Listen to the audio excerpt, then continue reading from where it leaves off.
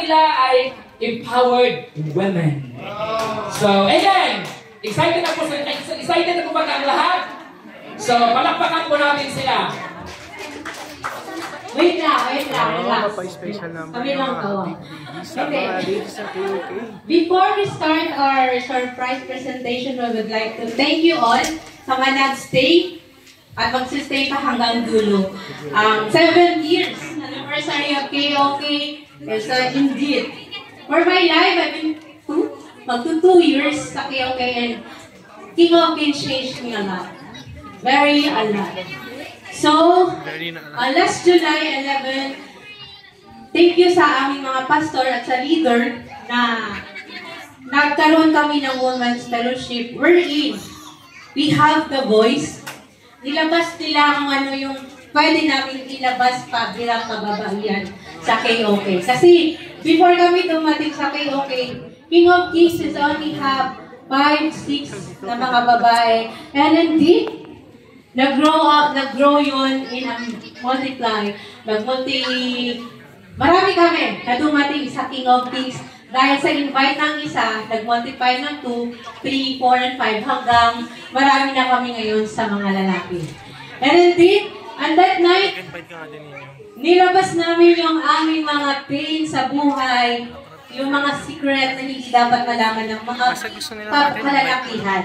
And I thank you, Pastor D, Kuya Arnold, and all the leaders na binigyan kami ng opportunity na to voice out our voice and maging mature sa lahat ng bagay-bagay sa mundo. Iba, pag yung babae lumabas sa comfort zone niya, lalong lumalakas, lalong nagkakaroon ng boses. And now we are not only voicing out our voice to be loud, and now we are showcase our talents na hindi nyo pa nakikita. Wow! Sana, I would like, yes, we are so proud na legit we can support each other through music, to dance, and everything. Indeed. Yeah, Coach, thank you. Gising pa ba ang lahat? Ay, hindi kami magsa-start. Gising pa ba ang lahat? Gising! Okay, hindi ko na ba patatagalin pa? I'm so proud and represent the unshakable women of King of Kings.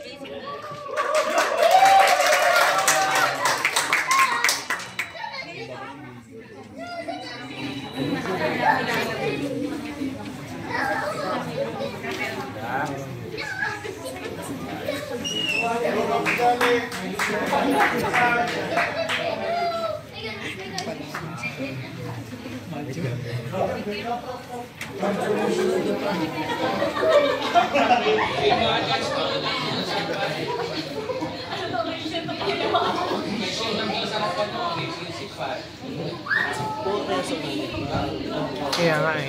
Hindi nga, pag kami bata rin ako. Kaya naman. Hindi pa ako nakapag-seek advice na.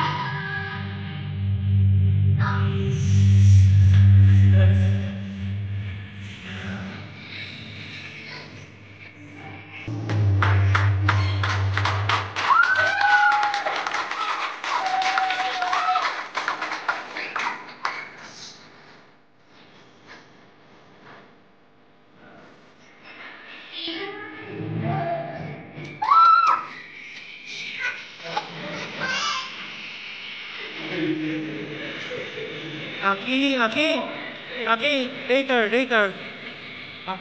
Pagtatak mo sa harap.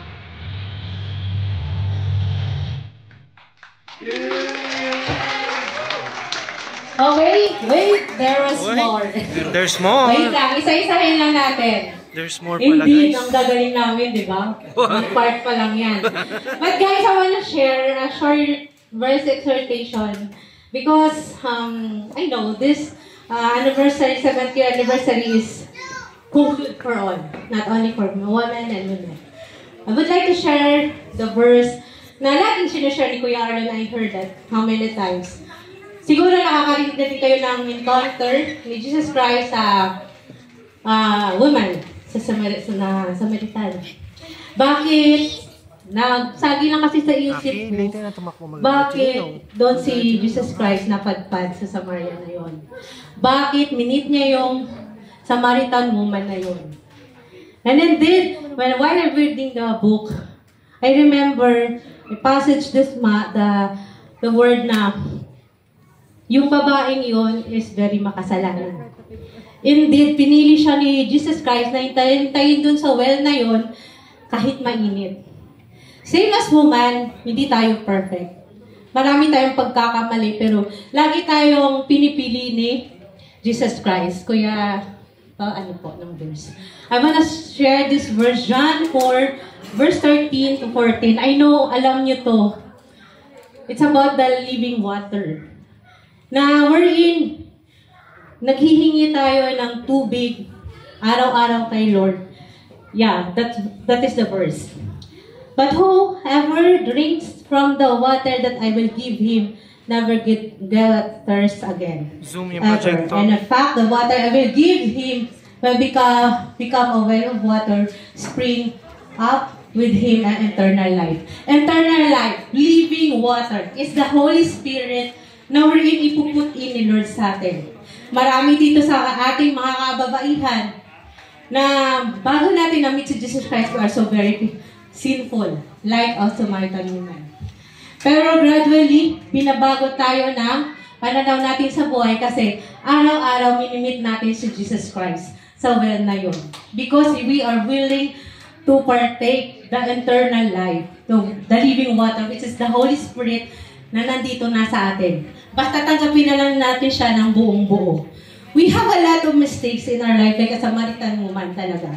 As in, aminin natin, at lahat tayo ay nagbabago.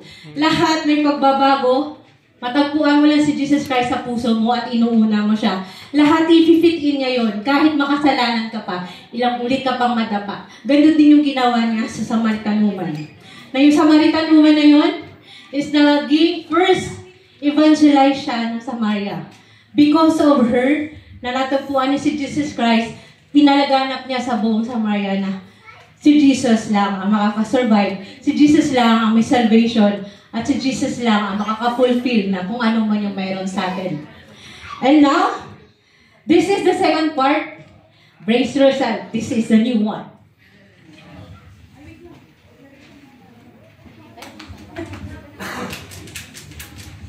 Praise God po sa bawat buhay pa natin lahat. We just present this one for the empowerment of the woman. So, para lang may konti lang tayong knowledge. So, good afternoon for our beloved brothers, sisters in Christ. It is a bold and honor and divine responsibility to stand before you today under the powerful theme of Empowerment Women, the future King of Kings, leaders, and servants of God. This is not just a theme. It is a declaration of our truth. It is a call to rise. A call to step into purpose, a call to walk boldly in faith, fire, and obedience. Today, we recognize women whom God has empowered to arise. Women full of grace, strength, spiritual authority. Women who don't just carry title, but carry the anointing. Women who are not just in the room, but who shape atmosphere. Women who do not wait to be invited into purpose, but answer God when you are called. From Esther, who risked her life for her people, to Deborah, who judged Israel and lead with boldness, to Mary, who carried the Savior of her womb, to Samaritan woman who became an evangelism to one conversation. God has always used women to build His kingdom. Today, He is still calling. This dance, this moment, we declare with every step, every gesture, every breath, God is not finished in His daughter. He is raising up women of faith and fire, not just to serve quietly, but to lead boldly, to intercede fiercely, and build faithfully. We stand here not to recognition or your applause, but to say, Lord, we honor you with our obedience and our faithfulness, because we know that in the kingdom of God, true greatness and not a power, but to surrender. To every woman here, you are called, you are chosen, you are equipped. Rise up, take your place. The kingdom needs you. The kingdom of God is as a woman. Jesus be the glory. Amen.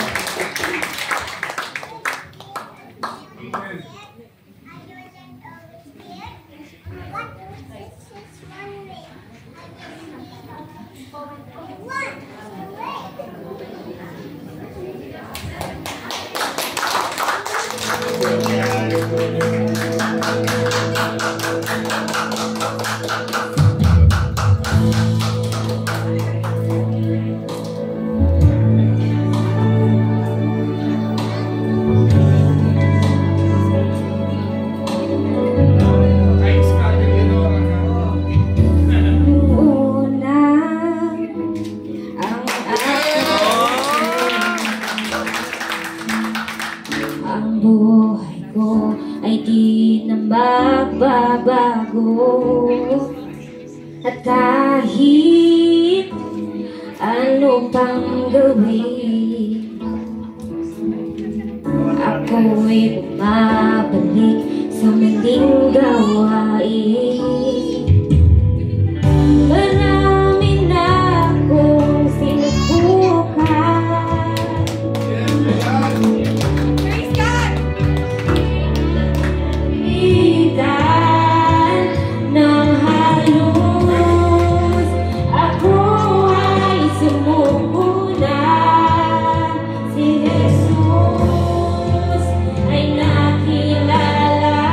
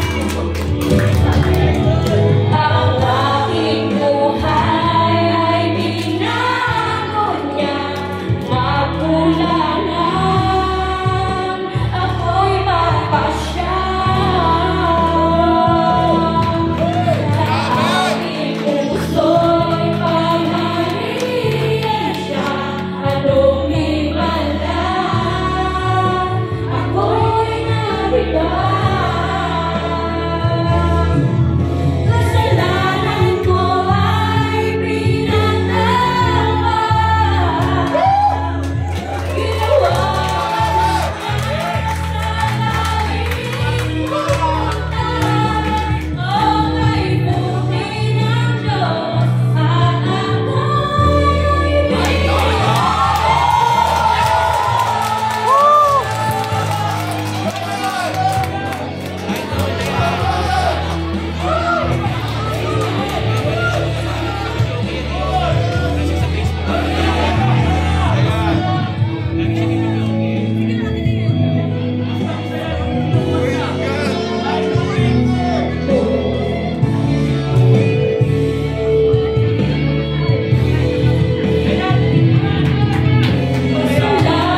ko ay pinatawa.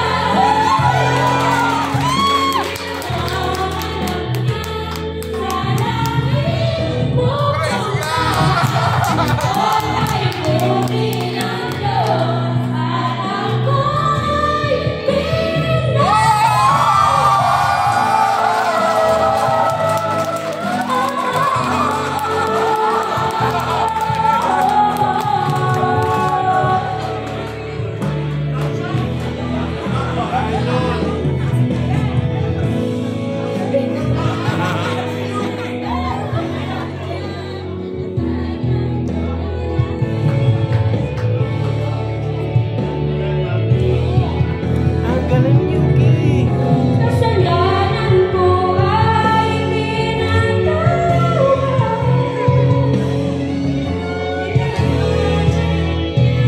Sa langit pupunta ay buti ng Diyos at ako'y